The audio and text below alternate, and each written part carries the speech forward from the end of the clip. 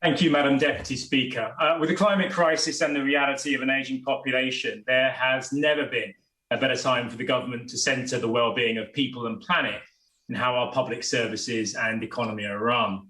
Sadly, but unsurprisingly, the legislation before us fails in this context, and I will therefore be voting against this bill because it does not fundamentally deal with the very real issues facing our healthcare system. It doesn't address the desert of NHS England provided oral and dental healthcare, which has made it impossible for my constituents to get an appointment. It doesn't guarantee fair pay and conditions for the key workers that have seen us through this pandemic, and it doesn't deal with the scandalous state of mental health care.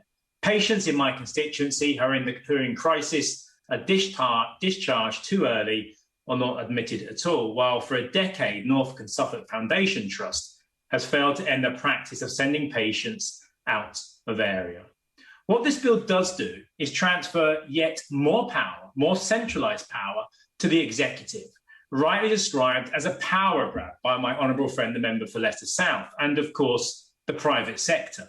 Clause 13 and the establishment of integrated care boards opens the door to private companies having a say on where funding is allocated and what services are delivered. Clause 3 gives greater political control to the Secretary of State over the NHS England mandate without creating a duty to provide universal, comprehensive and free healthcare to all.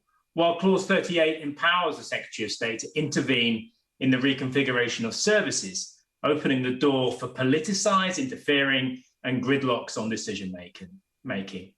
Where is the democracy, accountability and transparency of this bill? How is the right of my constituents to healthcare going to be guaranteed over and above the interests of private companies and the Secretary of State's political whims?